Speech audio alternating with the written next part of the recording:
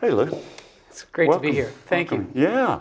You have been to several of our classes, which we greatly appreciate, but we've never done this before. Yeah, it's been an honor to have a chance to come and cover a case study that you do very well here on entrepreneurship, and I've always enjoyed it. I've been super impressed with the people and the questions that have come up in these classes. Well, let's get started by just talking a little bit about how you got, not how you got here today, but how you got to this place in your life.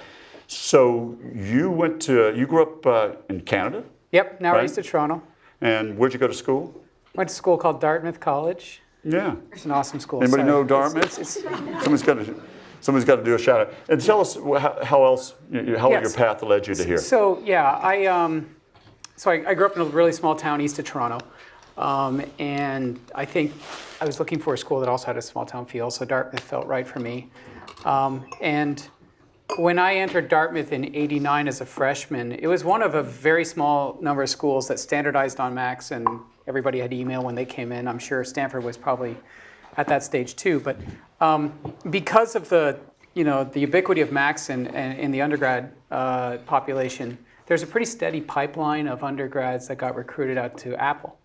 So I had an opportunity to work as an intern at Apple in the summer of '92, and then my first job at Dartmouth was working in the dining hall, to help pay down the student debt, and it certainly was a much more fun job when Apple sent me back with a bunch of computers to write code for them. So I did that my senior year, and then came back out here full time when I graduated in '93. So my I wasn't founding a company until many years after I got to the Bay Area. Well, so 20 years ago you came this way. Did you ever think you'd be here today as CEO of New Relic and having started another company that was sold successfully? I mean, what did you think you'd be 20 years later? Well, I mean, you have dreams, but then you also have doubts and all sorts of things. So no, I don't. I certainly I didn't think I belonged as a student. I had serious imposter syndrome. So so no, I never imagined. So you saw yourself as an engineer, but then how did you all of a sudden start a company? This is Wiley, and then. So I founded a company called Wiley Technology. How did that happen from being an engineer? So I've loved building software ever since I discovered my first computer, and that was in my parents gave me a computer in '82. It had 3 kilobytes of RAM. So what is that, like 1/1000th of a single MP3 song? But I discovered what I wanted to do for the rest of my life. I mean, the joy of creating software was just something I couldn't resist doing. So it was easy for me to pick a major at Dartmouth, although I also minored in Latin and classical studies, and I guess that kind of is part of the story might be that I had a broad set of interests, and I wasn't just, I loved the art side of creating software, not just the science side of it. So I couldn't believe that I could get paid to do this, to write code and build software, and so it was an easy yes to come out here and work for Apple. That's a really significant point, because we celebrate that here at Stanford. I think we use the term humanist engineer. Yeah. I mean, there is this dichotomy saying, well, you're either an engineer or a humanist, and you can't be both. Do you agree with that? No, I think the very best engineers really do have an instinct for what people want and empathy for the end user. Even if you're just designing something like an API, there's someone who is using that API. And so that's why I think liberal arts educations are great for developing the whole set of skills that are involved in building great software. And of course, you need to learn how to work with people too if you're working on a team, no matter what your role is. So I'm a big believer in that. All right. So Wiley. So all of a sudden you're a founder of a company. Yeah. So I had an interest in startups and thought I'd love to get involved in a startup, and tried many ideas as mental exercises. But in December of '97, an idea hit me that it just hit me like a ton of bricks. And it's a very technical idea, but the idea was at that time Java was this new technology that was very early in its adoption, but I was a huge fan of Java and thought it could be transformational to how people build software. And today Java is by far the #1 programming language for modern software, but at that time it was viewed as this toy. And the idea I had was, what if I could make Java software self-diagnostic? What if I could make any Java application report about itself while it runs so that whoever built or ran that software could understand how it's performing in production and fix problems in production? So that idea was the genesis of a company that I founded called Wiley Technology in '98. And long story short, that was a wonderful learning experience. I had no management experience when I started the company, so I was learning a ton on the job, but it grew to about 350 employees, about 55 million in revenues, and it was acquired in '06 for 375 million by CA. And that company created a category of software called application performance management. So it was a wonderful experience and a great outcome for all the stakeholders, but I learned a ton along the way. Well, we have a laugh about this on occasion. A Harvard Business School wrote a case about his experience at Wiley. And it's super popular. It's taught at a number of business schools. It's taught in all kinds of schools here at Stanford. And even within here in the engineering school, I suspect that many of you will end up doing that case at some point, because I can think of, besides myself, I can think of 2 or 3 other professors who use that as one of the anchor tenets of their courses. And so it's always a kick to teach it. There's so many angles in the case. First of all, it was about what lessons you've learned about leadership. I mean, to go from being a inventor, person who pursues patents, to all of a sudden creating a whole company around it, and what it means to become a CEO of such a thing. That's a thread. Yeah, the guts of the story was the transition from me as founding CEO to we decided to bring on a professional who had with management experience that could lead the company to the next stage, and it really gets into the emotional side of what's it like to give up the CEO role, but you're still very connected to your company and you want it to succeed, and trying to find the right person. I learned an enormous amount in that process.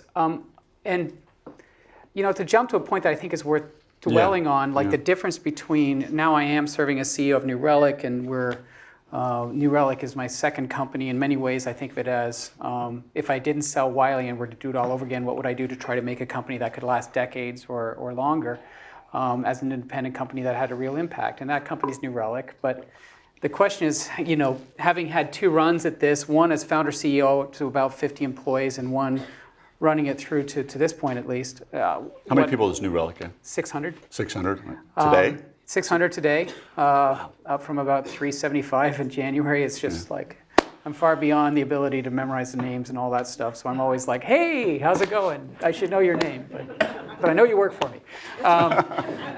Anyway, I think the biggest change for me personally was my first time around, I really felt compelled as CEO to be more of a domain expert in everything, and to, in effect, try to be someone I'm not. I felt like, I had this image of what a CEO should do, how they should spend their time, and how they should behave, and I tried to make myself fit that mold, and it was a terrible mistake. I'm not one to sit in quarterly review meetings or pipeline review meetings, or to drill through the financials. I have a great appreciation for all those things, but at the end of the day, I love building products, and I love I love recruiting amazing people to join me on the journey. And so this time around, I was very thoughtful about how I spent my time and how I defined my role, and I was very, very proactive on recruiting incredibly senior, capable people that could be CEOs of other companies to do the parts of my CEO job that I don't want to do. For example, I have a table in my office. It has 6 chairs around it. If there's a meeting that can't fit around that table, I don't go to it, because I'm not one to go to meetings. I'd rather be building software, or I'd rather be making decisions. And I found if I'm in a group meeting with 20 people, I'm either, if I say anything, I'm going to overweight the meeting, and if I don't participate, then I've just got too short an attention span to actually stay engaged in the meeting. So I have really smart people that run the larger meetings, but do other parts of leading the company that I'm not passionate about and not particularly good at. So I want to follow this thread, but I want to give people a context. I want to explain just how impressive New Relic is. Go to the website. Yeah, it's fine. Just bring it up and look at the numbers we're talking about. So what do you do at New We're Relic? a software analytics company. So what does that mean? We collect billions of metrics from live software applications to tell the people who build software and run software what it's doing, how it's running, what people are doing to make that software better. So the most profound example of us, having an impact was late last November when healthcare.gov was having those front page news challenges, just keeping the site running. They had no idea what was going on or why the site was down so often and so slow. New Relic was called in, and within a week, the software we provided told hundreds of people working on healthcare.gov exactly what they needed to do to fix it. And immediately the response times went down, the site availability went up, and people could get health insurance. Yeah. But we do that for over 10,000 companies, companies like Airbnb and Nike and Disney and New York Times, and it just spans virtually every vertical. But if you think about every business is a software business. Yeah. So every business needs to make sure their software works, and that's what we do. Is we help them make sure their software delights their customers. Yeah, I saw something on the site, getting ready for this, about data that it's.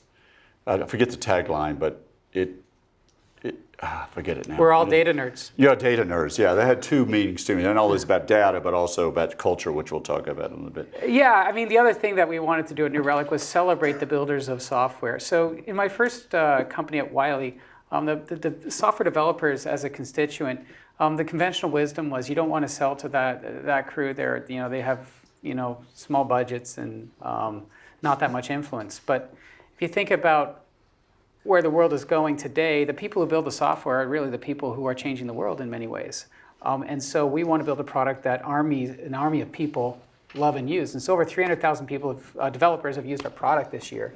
And they're an incredible, they're a hard crowd to please because since they build software for a living, it's kind of like if you're an actor and your entire audience is actors, they can sort of pick all the little things that might be wrong with the software. But if you do please them, they're a very loyal bunch and they self-reference. So we celebrate the data nerds, and so we've got these data nerd T-shirts we give out for people to try the software, and a campaign. And if you just think about it, data is basically fundamental to every business decision, and the data we collect is from the guts of the software, and that's the guts of your business. So we think there's a massive opportunity there. So now that you've gotten to know him a little bit, I get to ask him this question: where did the name New Relic come from? So I had a prototype and an idea, and I thought it was time to start, put a company around this, and not knowing whether or not it would become a real company, but I needed to incorporate. So on short notice, I had to come up with a name, and I didn't have any bright ideas. So I just typed my name, Lew Cirne, in an anagram builder, and you can Google anagram builders and type your own name in. And, why don't you do that now? That could be your name of your company someday. I think another anagram of my name is Ren Lice or something like that. Ren Lice would be a pretty good name for a software. That's not quite got the same. No, New Relic. So I waited for you to get to know him a little bit before I asked that, because I always get a kick out of that piece of information, is that he's so humble. He's also audacious. He's really audacious. You want to make New Relic a huge company. Yeah, I mean, you're not just hoping somebody buys you someday. You're doing this for a whole other thing. Then what would I do? My wife would just kick me out again to start another company because I'd drive her crazy. I built one company and sold it, and I have no regrets how that went. But because I talked about my role and how I spend my time, I've thoughtfully tried to design my role in my company so that I love my Mondays so much, and my employees love their Mondays so much, there's nothing we'd rather be doing. I think this is one of the problems with a lot of the companies in Silicon Valley. They think, look, you can put up with a job you don't like for a few years because it'll all work out in the end when these options might be worth something, and then we can start living the life we want to live. I think that's just the wrong way to look at it. I think we should sort of, basically, if you structure your work life so you're doing what you love and you're doing with people you admire and respect and love, then why would you want to do anything else? Yeah.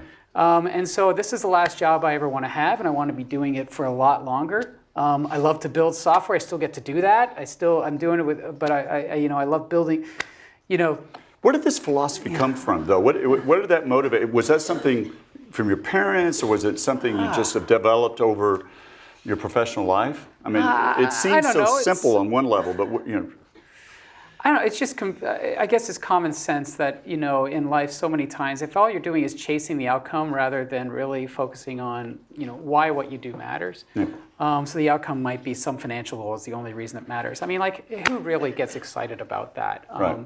And by the way, those companies where the only reason why people come in and work on a Monday is because there's some pot of gold at the other end, and that's the only thing keeping them in the company. Those companies don't weather storms very well, right? And startups will have to weather storms. Mm-hmm. It was just this thoughtful approach of New Relic's, currently at a point where it's generated more for my family than we'll ever need. So it's not about that. It's about what can we do to build a company that makes hopefully thousands of employees love their Mondays, makes our customers successful with the software they run, and just helps me personally continue to learn and grow. Yeah, well, let's jump in. Thank you for that, and because it sounds simple, but I don't understand why it's not practiced more. And that's we live in a place where it's pretty seductive to just look at the shallow things. The shallow things. I mean, like, it's not that. But just the easy to describe things like share price. Yeah. Right. And just don't let that take your eye off the ball. Like you got to ask the question: why are you doing what you do? Well, so having with my wonderful colleagues built out an entrepreneurship and innovation education center in the engineering school, we come from the engineering mindset. Mm-hmm. So I think we share that common background. But then it isn't just about the money; it's about changing, and in some cases, saving the world. Well, and I don't want us to put ourselves on too high a pedestal, but I have been deeply thoughtful about, why does what New Relic do matters? I mean, we make software a little bit faster, right? So it's taken a while to really think deeply on it, but here's my best answer to it. I think the most precious thing we have on this planet is time. The most precious thing we all have is time. And thank you for spending some time in this room. But it's possible to make more money. It's not possible to create more time. Right. And so people spend, young people spend up to 6 hours a day in front of software. So if you think about managing that time, making the most of that time, life's too short for bad software. Life's too short for crappy software.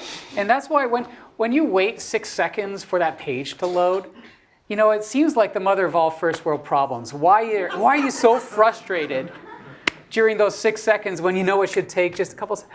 But I think it's because during that 6 seconds when there's nothing you can do but wait, you're just sitting there saying, you're wasting my time and that's my most precious thing, right? And then, but it's not only just is it slow, it's like there's nothing more frustrating to me than like you're on that website, you're about to fill out the form, you type in all the fields, you click submit, and then the next page comes out and says, oh, you didn't fill this one thing, you didn't put dashes in the phone number, and then the whole form is empty, you got to redo it. The website just wasted your most precious asset, your time, right? So New Relic's mission is to help give people more precious moments in front of their software and hopefully even time away from the software, more time with your family or something like that instead of waiting around for bad software. So that's why what we think we do matters. Well, something comes to that's excellent, and we got some good sound bites out of that, didn't we? I know the editorial team's loving that. The mother of all software, or the first world software. Yeah, I love that.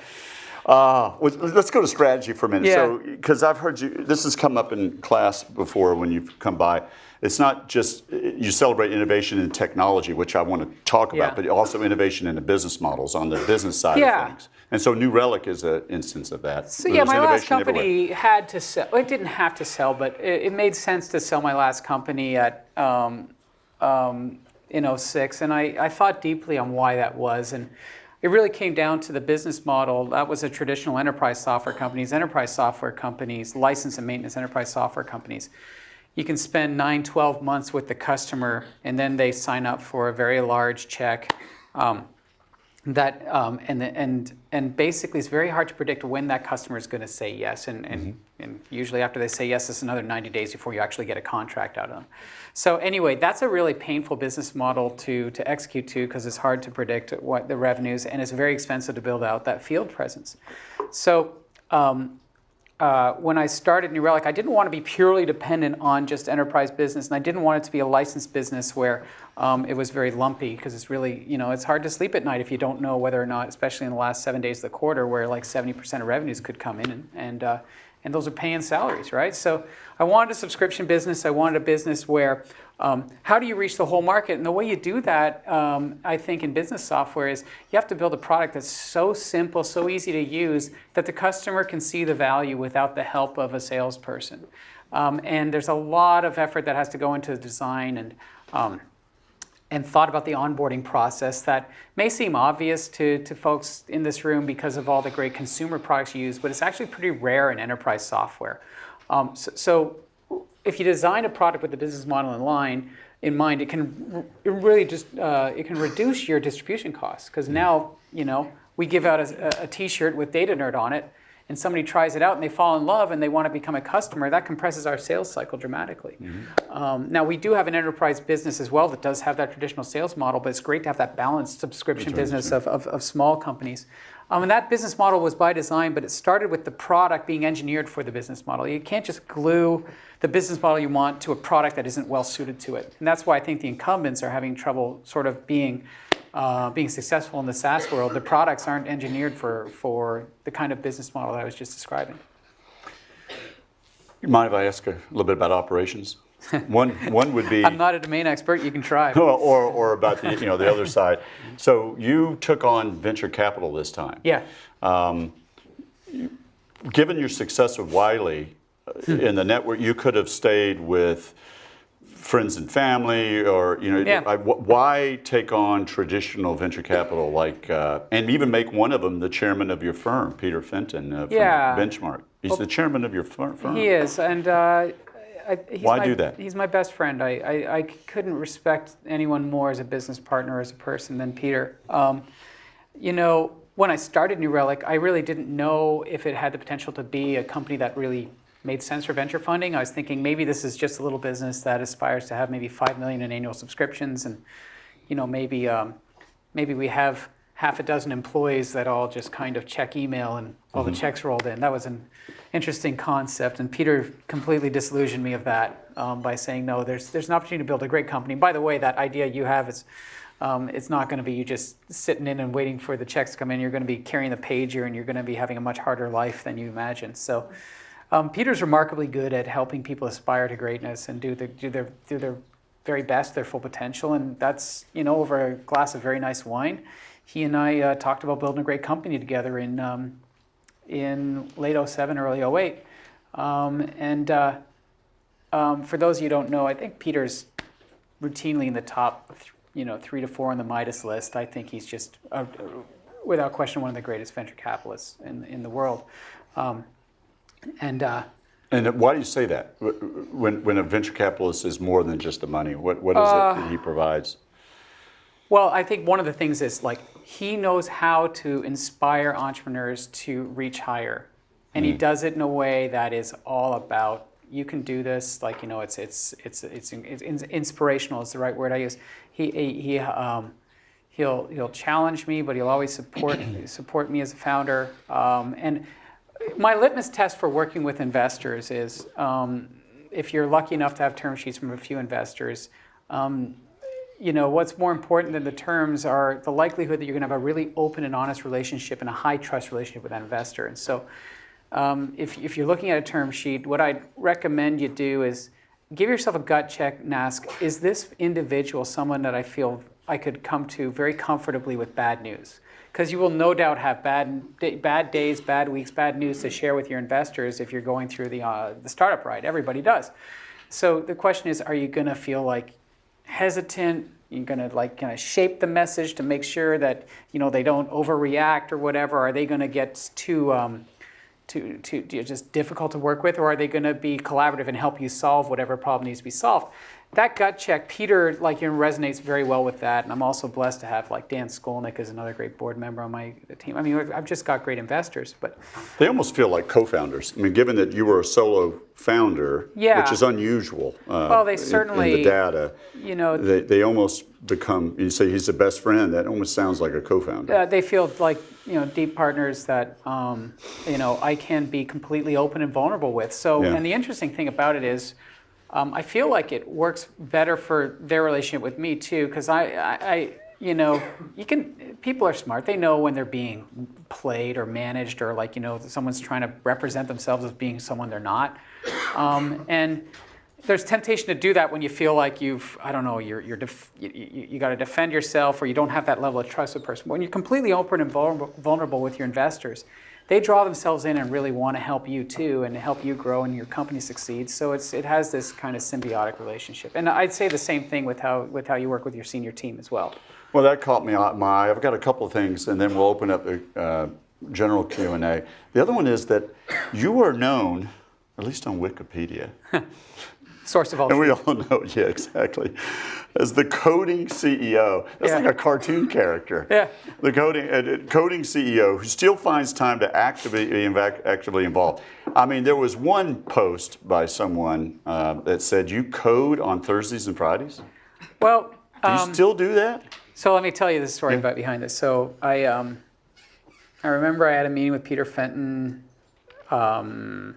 spring of 12 or so, and I was like, he's on the board of Twitter. I'm like, how on earth does Jack Dorsey, at the time he was very active with both Twitter and Square, running both. And I said, how does he manage his time? And he said, and he gave me some guidance. And so it starts with just thinking deeply, what do you love to do that you think can really move the needle for your company?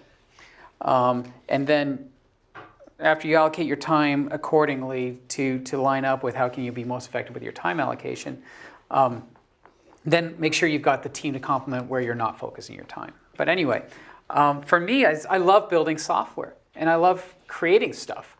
And I wouldn't want it to be interpreted that the only new ideas come from me or anything like that. We've got amazing engineers that are capable of building amazing software, but I'm less grumpy when I'm writing code. My wife always says when I come back from a coding retreat, I'm a little happier, a little more, sometimes a little zoned out because I'm just so deep in the zone of whatever I'm trying to create.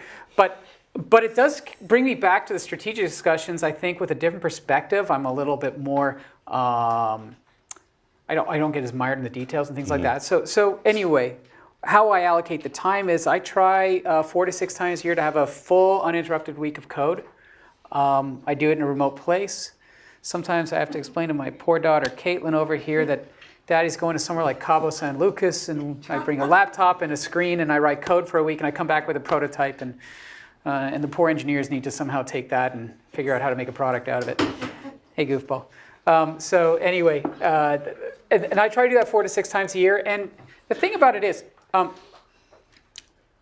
why do I do this? Well, my rationale for it is, most software companies go through this arc where the original idea the company was founded on has a high growth curve. The company brings in mature management, and they kind of get good at distributing and selling and growing the top line. And you build this engine that gets really good at that. But it's very hard for the company to come up with a second act, a new fundamental idea that's totally new and disruptive, that goes beyond the first idea. In fact, I don't think there's more than 5 companies that have really done it well.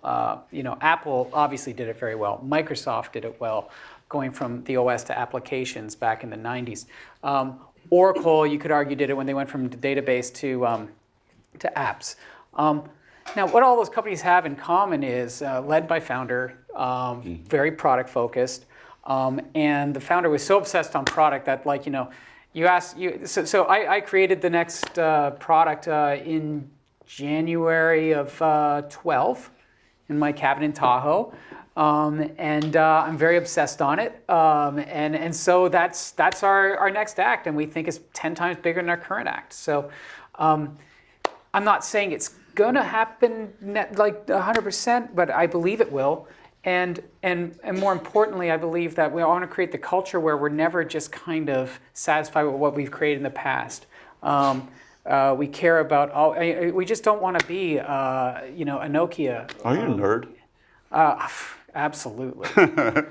Absolutely. Well, because I ask, because if you go to the site and you see that in this part of the site that talks about the company culture, the atmosphere and the philosophies of what it's like to work at New Relic, there's a celebration of the nerd. I think you mentioned it. We're data nerds. Yeah. So it reflects you. I mean, I think a bit, but there is we certainly love we love creating software. We love people who really just do incredible things with their minds, right? But I'd say the other thing that's kind of important about our culture is this focus on there's a warmth to the culture of our company. I hear this every time people kind of visit the company, just how they get treated by no matter who they bump into and they come across. And I think that's the thing I want the culture most to be known for is people love working at New Relic or interacting with New Relic because the people are sincere. And I just, as we grow, I feel like that's going to be important to preserve and make sure the culture is a place where, there's a warmth and honesty and integrity to the company. Wow, thank you. I think that's a good way or a good point to segue to questions from the audience. Let's do this for a little bit. What did we not cover that you'd like to hear something about or to amplify something perhaps that we did? Right here. So in your experience, can you share the benefits and drawbacks of being a founder versus a co-founder? Can you repeat the question? So the question was, can I share the benefits or contrast being a founder versus a co-founder? Well, I've been sole founder of both my companies. And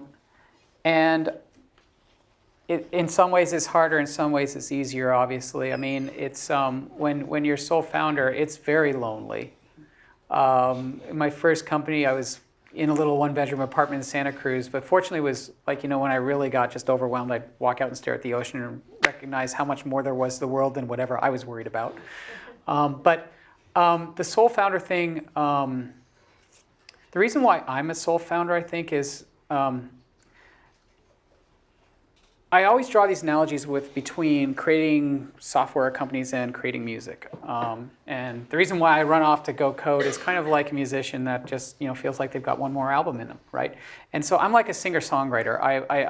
I write the music and I perform it, right? And there are better virtuoso musicians that can play the piano better than I might be able to play, right? Or as like pure engineers that really are up to speed on algorithms or something. But because I'm writing the stuff that I'm conceiving of, and I'm doing that kind of in that kind of very isolated early stage, I think there's just something in the product that is harder to get. Now, the other analogy is Lennon and McCartney, right? So there are these duos that create incredible products. And I have a partner. My CTO is somebody that I go to every time I have an idea, and he's my my soundboard and the person that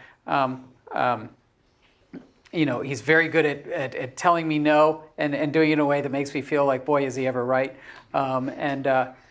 So I do have that, but I just like that at the very beginning, just kind of be just like writing a novel alone, the hermit in the woods kind of thing, without going crazy, hopefully. So. Question in the very back.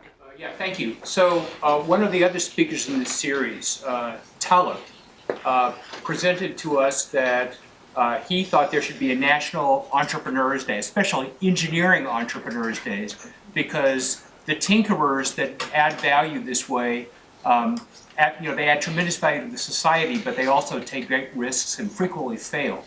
So I wonder if you can talk about how the innovation and the risk associated with those innovations in your firm dovetails with a society that can be kind of hard on failure, how that works inside your community at New Relic, and how it works between New Relic and other firms.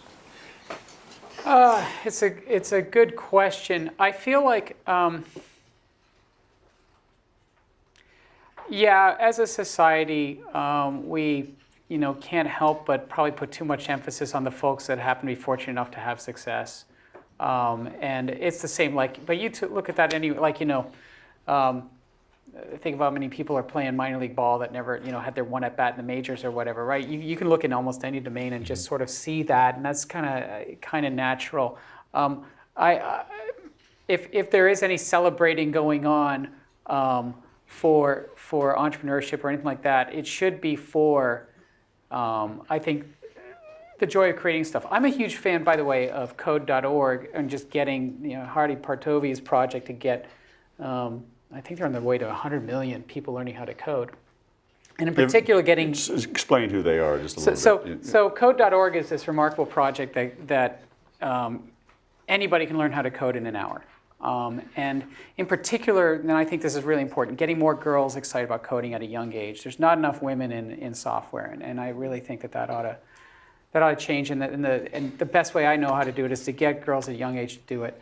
And so I remember Christmas of last year, my daughter and her 3 friends were at my cabin in Tahoe. It was 3 days after Christmas. There's a room full of presents, and there's 4 girls fighting over 3 computers because they all want to learn how to code on code.org, and that was the coolest thing ever. So, encourage young girls, young people, or anybody to go to code.org and just learn a bit more of that. And that's what I'd like to celebrate.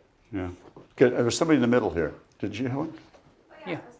I was curious if you could talk a little bit about long-term strategy in the sort of mobile enterprise space, and then like a sub-question related to that. Looking at your product, I was curious whether you're gonna go by way of like a marketplace, kind of like Salesforce, where people can integrate into your product, or have people learn the New Relic query language? Oh, very good question. Can you restate that just in case? Yeah, I hope I'm going to answer the question the way what you're looking for, but you're asking about our long-term business strategy, in particular about how, are we going to have people build applications on top of our big data database technology, or is there going to be a marketplace or something like that, and how does mobile fit into it? So let me spend a little bit of time on this thing that I created in the Tahoe cabin a year ago. 2.5, nearly 2 years ago now I started it. Totally don't invent, not invented here. I reinvented the wheel, but I created a big data database from scratch. But I wanted to do something that was high performance, tuned for real-time analytics. And existing database technologies were a little too generic, and so they couldn't do a billion event query in under a second on any attribute. So that's what we've built, and the power of this is that since we're collecting all this data from software in real time, we can answer questions like how many people under 15 are looking at an item right now that signed up last week. All those kind of business questions that you want to know about what's going on in your software, and the cool thing is we've got this cloud database that you don't need to do anything, just shove the data in. You don't need to worry about indexing or configuring or anything like that.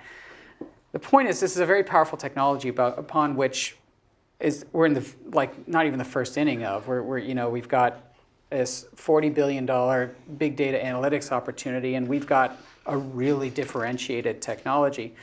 My vision is, at the moment, and I'm working on it, but I think our best path forward is to make a platform out of that where our customers can build applications on it in the cloud. So if you want to build an application for your support organization to help support reps understand what the end customer's experience is for a specific user, you can build that app on top of the New Relic data application platform.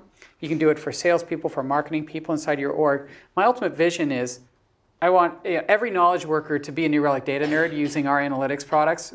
So going beyond just the software developers and the people who build software to everybody who has something to contribute as a knowledge worker using big data analytics that New Relic provides.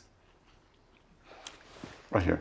So most recently you raised a lot of money from private equity. Why did you do that instead of like the typical route, which is VC then IPO? Right. So the question was, we recently raised a large round, and it was private equity. Actually, the investors in that round are large institutional funds that typically invest in public companies. So Fidelity and T. Rowe Price and BlackRock. These are folks that typically invest in public companies. And what we found is, or what they've been seeing is, for certain occasions, rarely they'll go into some private companies that they see have potential to be big important companies, and they'll kind of break their rule about being only public investors. And New Relic has aspirations to be an independent company for the long term. And so what we wanted to do was have an investor base that feel like they're just at the beginning of their journey with New Relic. Unlike, and I believe my venture investors when they say they're long New Relic too. But venture funds are structured so that they're in private companies. So we wanted to bring in people who think of New Relic as this very early stage company that they want to participate in for a very long period of time. And so we went out to the top tier public market investors, and we were lucky enough to put together a good round. So that was a $100 million round we closed last spring, and our aspiration is to be a public company, but that's just a step along the journey. Right here. Hey, would it be possible to get into the early days of the founding of your first company? How did you get going? How did you get the capital or the resources? So the question is, tell me about the early days of my first company. That company Also, it's talked a good bit about in this book by our friend Professor Wasserman at Harvard. But give us the headlines. Yeah, the early days of Wiley. As I said, I was an engineer. I hadn't desired to start a company, and I was a Java developer, and I was stuck with this problem of my Java software worked in my local environment, when every time I ran it in a remote environment, it was broken, and I didn't know why. And so I'm driving down Highway 17 to my little apartment in Santa Cruz, and I'm thinking, how do I solve this problem for myself? And this idea of something called bytecode instrumentation, a way to modify the Java program without the person who built the software needing to do anything. Another program could make that software self-diagnostic. And I was so excited about that idea, being the nerd that I am, that I almost drove off the road on 17. That would have been an early end to, there would be no ETL in 2014. So anyway, by the time I made it to Santa Cruz, I said, I want to start a company. Problem was, I was not from a family of means. I had no money, but I was only 28 years old, and so, there wasn't much to lose. So I called up my parents, and they didn't have any capital to invest, but they had 7 friends who each were willing to put $5,000 in. So within about a week, I had $35,000 of committed capital. Well, that was infinite funds as far as I'm concerned. I could live forever on it. So I said, of course I'll quit my day job. What's the downside? There's none. So I started Wiley. I worked on it. I remember Christmas Day, my parents ripping me away from the computer because I just about got the prototype working there. Come on, it's Christmas dinner, Lew. And so I said, all right, if this progress bar makes it across the end, then it works. And so that's how it got started. And it turned into $100,000 of first funding from people like the headmaster of my high school and other sort of they all made out really well, by the way. I didn't hire my first employee for a full year. Nobody would fund me because first of all, this was '98, so I wasn't doing shoelaces.com or anything that was like public internet. And like anything public internet could fund it, but something like I've got Java bytecode instrumentation technology and no capability to talk about that as a business. Nobody wanted to fund that.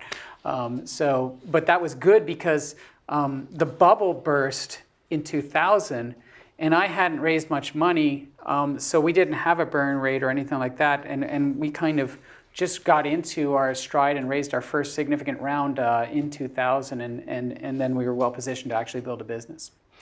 Lew, I'm watching the clock because I know I got a flight to catch. Yeah, you have a flight to catch. Yeah, but we got one or two How about more one questions. more over here? Yeah. I'd like to ask more about the culture and hiring. You talked about warmth and kindness, and you talked about not wanting people who only care about the pot of gold at the end and things like that. How did you make that culture, and how did you balance that with wanting to hire strong, being competitive in hiring? Yeah. The question was about the culture and building a warm culture. How do you go about building that? And of course, you want to build a competitive company, and you want to win in your marketplace, and certainly those are important things to New Relic as well. I think it's the same life skills. It's just how do you choose your friends, right?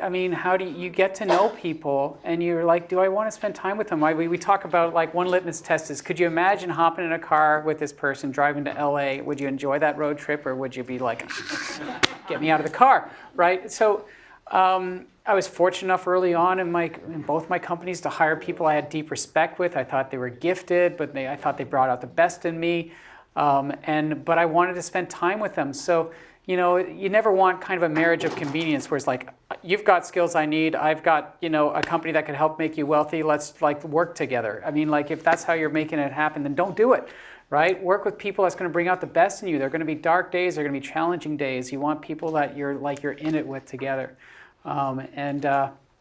And then you just keep investing in them. The other thing I would say that I don't think people do enough of is they think of recruiting as, all right, get someone to say yes, get them to join your company, then focus your recruiting time on the next person. Keep recruiting your people after they come in. What I mean by that is check in on them 3 months after they've joined. Is the company, are you loving your job? Are you loving your Mondays? Is this turning out the way you hoped? Is it better than you hoped? What is about it that you like? What can we do to keep the company special for people, right? So you want people to feel valued. Right? Everybody wants to feel valued, no matter what you do. If you're a support rep, if you're in finance, if you're in marketing, you want to feel like what you do matters. And if you feel like what you do matters, then it turns out you're pretty nice to other people. All right? So it's all kind of this, it's all intertwined.